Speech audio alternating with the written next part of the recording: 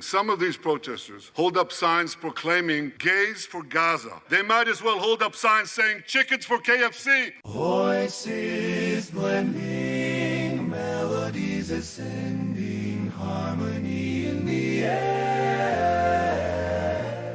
Our songs are never ending. In the barbershop we create magic. Brad and John show, yeah. It's pure classic. No instruments needed, just our vocal range. Notes flying high, it's our musical exchange. Tracy's station may try, but they can't compete. Our barbershop style, it can't be beat. Oh, the harmony of voices, so sweet. In the barbershop of life, our tunes will repeat. No need for instruments, no need for a band. Just the Brad and John show, the finest in the land.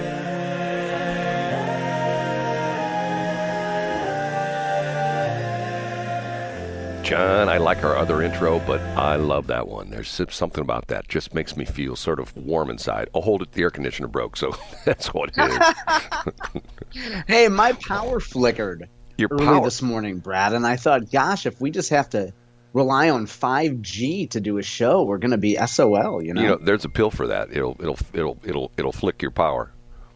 Oh, I bet it will, Brad, you know? And this message has been brought to you by Blue Chew. They're not officially an advertiser, so I guess we shouldn't plug them, right? Well, it's a Friday, and we have to have more fun on Friday than we normally do. And why do we do that? Because Fridays are special.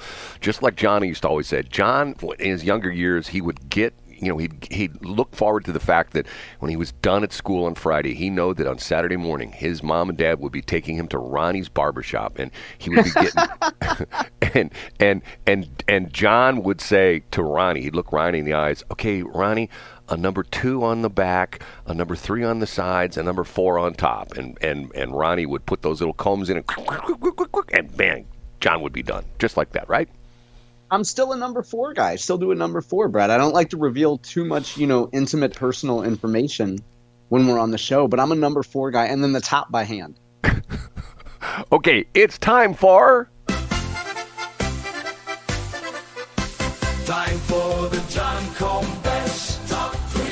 This very guy we're talking to right now, John Combest, C-O-M-B-E-S-T, for 22 plus years puts together a site every single day where he chronicles all the important stories across the state of Missouri. We start off the show with what John thinks are the top 3 stories. We bring this guy in. His name is... I'm Casey Kasem. And he starts off with... Now on with the countdown. And the first one we do is... In third place... Brad, it's bad news for some of the liquor stores. And, you know, maybe in the area where you and I grew up, you go across from Ronnie's Barbershop, you go to Cane's, maybe you go to Rich's Packaged Liquor across from Bell Park Plaza. Some tough news coming for proprietors of liquor stores, Brad, and bars. If you have a liquor license, you are no longer allowed to sell products that are called Delta 8 or other hemp-derived products that have a little psychoactive activity. Brad, do you remember us talking about this back in January? Yeah, the Delta 8 thing is sort of confusing. You gave a good explanation of it, but essentially it's like what, non-THC stuff kind of, isn't that what it is? Yeah, so I think you could think of it as, whereas you could go to a cannabis dispensary today and you could purchase recreational cannabis, which is of a certain potency, I think for lack of a better term, you could go to certain stores, establishments, and purchase things that contain what's called a Delta 8 version. And it would be a more, I guess you could call it a mild intoxicant. And again, I'm a little bit out of my depth here, Brad, when it comes to these topics. But I believe that's a fair way to put it. Now, what happened yesterday was that Governor Parson called a press conference, and he said that he is issuing a directive to the Division of Alcohol and Tobacco to essentially threaten the liquor licenses of establishments that sell these unregulated products. Now, I think we should point out that a friend of the show, Eben Thampy, who, by the way, supplies a lot of valuable cannabis-related and marijuana-related content via Twitter to the world, he put out his own statement that essentially said, quote, "We staunchly oppose," and by the way, he is a lobbyist for the Missouri Hemp Trade Association. He says, "We staunchly oppose the ongoing efforts of the Missouri marijuana monopoly to use the levers of government to smear our members and prosecute our burgeoning and lawful industry." So, Brad, the way that I see this is, I think this is a pretty objective view here. I think that the cannabis industry, big cannabis if you want to call them that, wrote this Missouri Amendment 3, and they clearly didn't outlaw these so-called Delta 8 or more mild intoxicant products. And subsequently, they see that these companies, convenience stores, others, are making sales, and they want a piece of that action. So they're looking to use government to further regulate these products. Now, if you're Governor Parson, and I think if you're someone who's in the so-called big cannabis, you would say, hey, we don't want these products out there for whatever reason. So, Brad, you and I have talked many times about the fact that Amendment 3 was poorly written.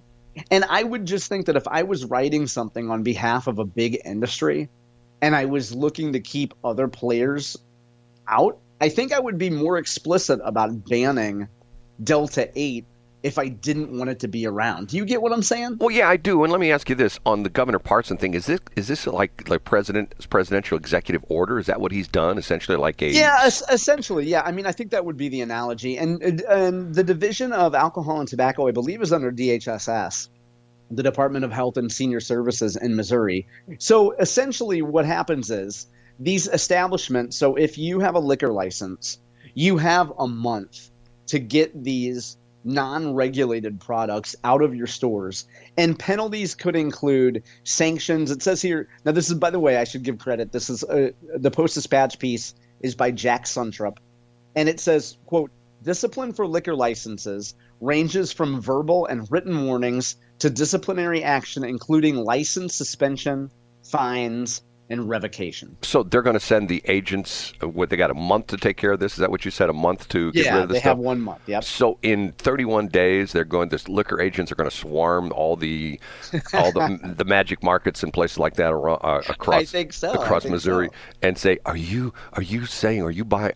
See, once again, what's interesting is I think what you said is probably the most important thing. It's not that Governor Parson is worried that there may be adverse effects by people who are using Delta 9.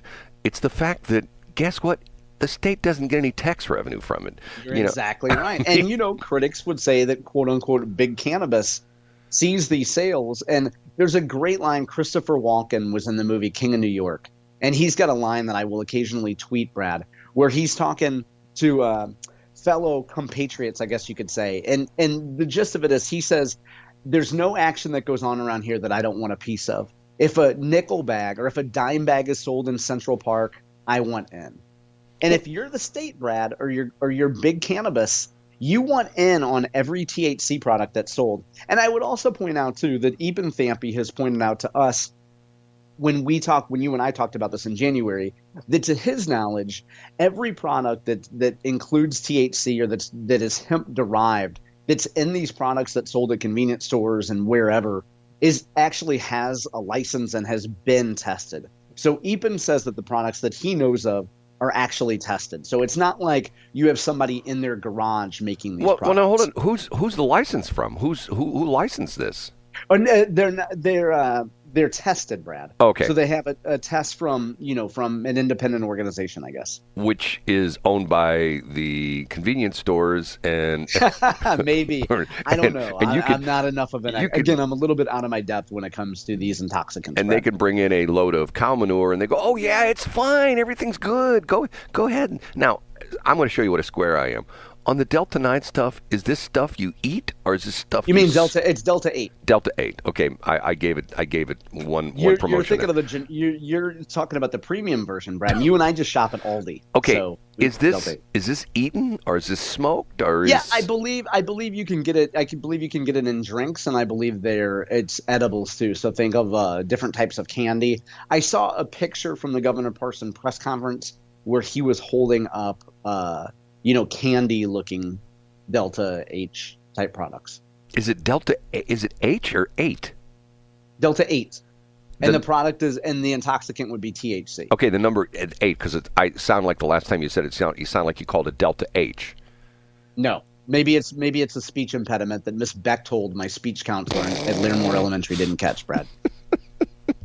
I was supposed to go to speech class, and in an early sign of defiance, I told my teachers no every year. And they're like, John, you should really, and I said no. And I had the backing of my parents. And you know what? Encouraged my obstinance, Brad. And you know what? Now I'm on the radio with you. One of his teachers, John, you don't know this.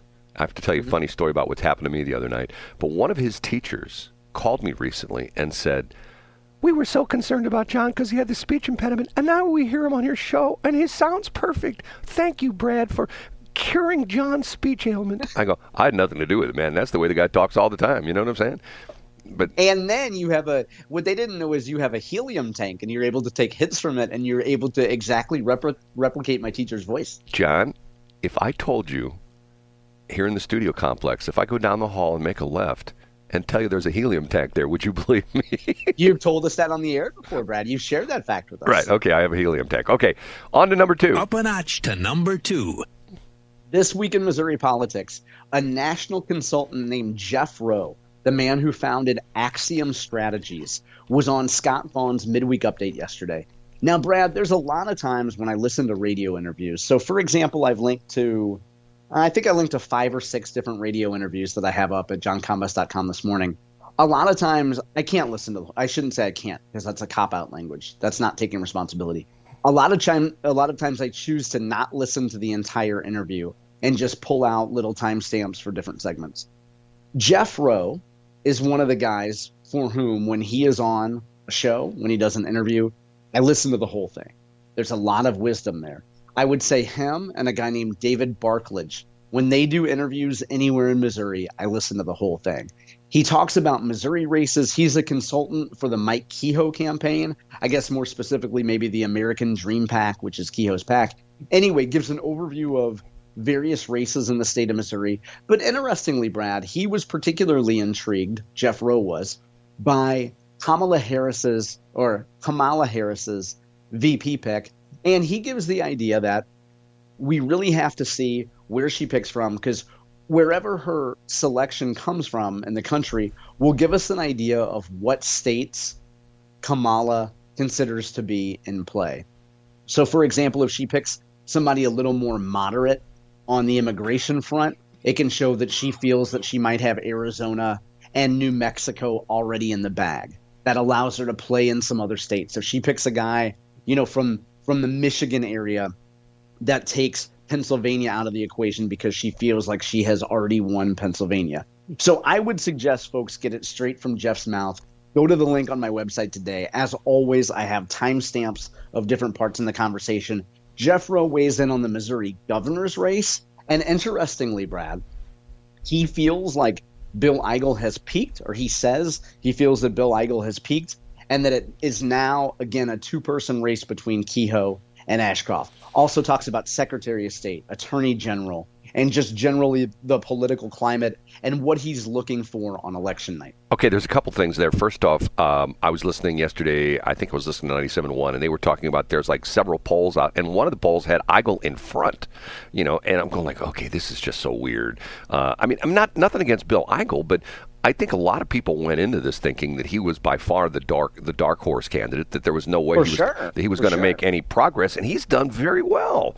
And to the point where I think, like I tell you, they're running an ad at 97.1, which a hit ad against him, which is run by the Kehoe people. Now, there's a philosophy, and John, you can probably explain that to me, that if Kehoe really thinks that Ashcroft is the guy that he's got to worry about, that if you take out the other guy, that people will say, well, in other words, you're in a three-way race. It's not like one guy's going to get 51%, the other guy's going to get 49%.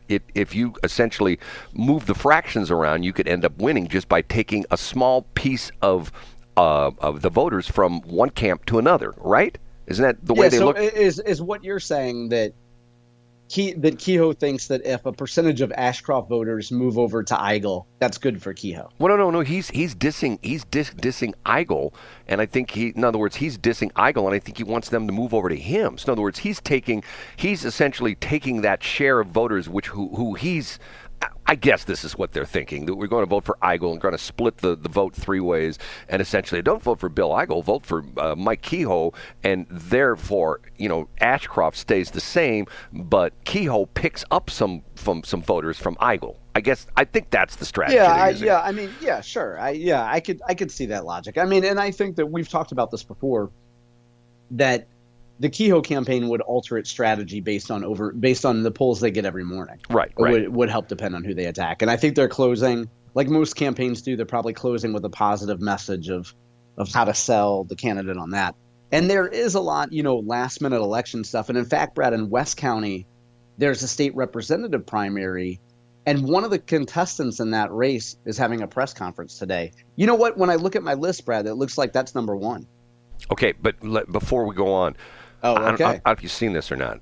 Last night, I heard two things, and maybe you haven't heard this, or maybe you have and you didn't pay any attention to it, or you threw it out as no good.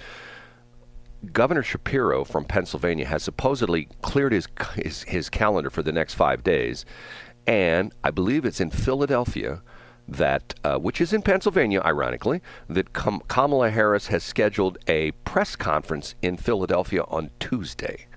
So people are saying, it's Governor Shapiro. Wow, interesting. And I remember a few days ago when the same talk about Gavin Newsom before Joe Biden dropped out. Right. I remember, so I guess that was 2 weeks ago, we saw a lot of reports that Gavin Newsom had cleared his calendar for several days too, and it looks like nothing happened. Well, this is what's being reported. I just heard it a couple different times. Yeah, yesterday. no, I know. I mean, and it's good that we have a lot of calendar watchers to speculate. Okay, here we go. Number one. The number one Press conference today, Lifetime Fitness, 12 p.m., led by a gentleman named Justin Sparks. He is a state representative. We've talked about him before on this show, Brad. He does happen to have a primary challenger. I'm guessing Representative Sparks would probably have been involved in this controversy or inserted himself into the story, I guess you could say, listening to his constituents, even if he didn't have a primary. But Brad, a gentleman has been using the women's locker room at Lifetime Fitness. And if you're familiar with the St. Louis area, this is located right at Clayton Road and Clarkson. Clarkson is a north-south thoroughfare. Clayton runs east to west. And Lifetime Fitness is in a large shopping center there. It's a huge gym facility. Brad, have you heard folks talk about this? I heard this crazy story yesterday, and it's sort of bizarre, but go ahead. Yeah, so I'll read you the Post-Dispatch headline, and the Post didn't cover the story until roughly an hour ago. They posted this to their website. You can, as always, find a paywall-free version on my website. The headline from the Post-Dispatch, a content creator named Ethan Colbert. Here's the headline, Brad. Transgender woman's use of locker room at Ellisville gym sparks outcry from conservatives. And the second paragraph from Ethan Colbert starts like this, Brad. There's no indication that Aris Montano, 52, of Chesterfield, has violated any laws or the policies. He spells policies wrong, by the way. Good job, Ethan. Or the police's, of Lifetime Fitness Center. But State Rep Justin Sparks says he's heard enough complaints from constituents that he's calling for investigations and holding a press conference Friday outside the gym. So the Post-Dispatch clearly has an opinion on this, which is that men should be able to use women's locker rooms. And I, helpfully tweaked the headline on my website, as I do on occasion, to provide more accuracy, clarity, and context. So a gentleman has been using the women's locker room at Lifetime Fitness. And the catch is, Brad, By the way, I linked to an interview that Justin Sparks did on 97.1. I have that interview up today. The catch is that this gentleman has a state-issued identification that says that he is a woman. And Lifetime Fitness's, I'm paraphrasing here, their statement is pretty much, look, dude has an ID that says that he's a woman. What do you want us to do? So Justin Sparks and other folks are holding a press conference today, noon, Clarkson and Clayton, Lifetime Fitness. Well, isn't there more to the story? And I heard a little bit about this yesterday, but supposedly this dude or dudette, whatever it is, has posted things essentially very provocatively. In other words, he's sort of saying, look what I can do. Yeah, absolutely. He's being very ostentatious, and it's clear that he's seeking attention. Right. It's not like he's just going in and trying to, go in under the radar. He's essentially going in there, and supposedly, from what I've heard, and once again, I've heard maybe third-party sources, he's walking around specifically on purpose with no clothes, with his twig and berries fully exposed. Yeah. And I think this started with his lady was in there with her daughter and and then allegedly, or according to social media posts. Right. Yes. And then Ray Stevens jumped out from one of the lockers and said, "Don't look, Ethel."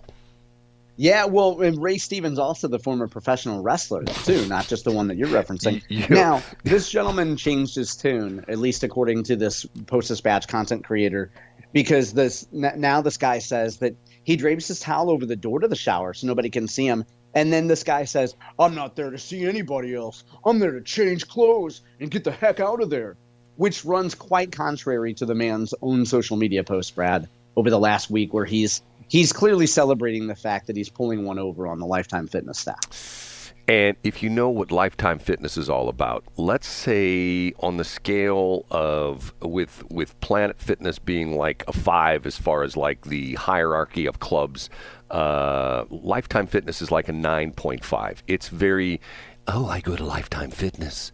If you're moving that West County crowd, you have to. Your husband has to be named Buff, and you or Chad, and you have to live in at least a 4,000 square foot home. You have to drive a European luxury car, and you have to work out at Lifetime Fitness. Did I get that correct, John? Is that the hierarchy? I would say I would put it at 9 because I think there are some smaller private gyms where the yoga pants are a little tighter and the waists are a little smaller. But overall, sure, I'd give it a 9 out of 10. Okay, we have to take a break. We'll be right back. Thanks for checking out the Brad and John Show podcast. This segment of the show is brought to you by John Combest's book, Stalking, Harassment, Internet Trolling, A Guide to Recovering and Rebuilding After Online Attacks. It's a great reference if you've ever been the unfortunate target of a social media attack. It's available on Amazon. Just search John Combest. That's Combest, John Combest, and the book will show up in your search results. Now it's time for another segment of the Brad and John Show. Can you handle it?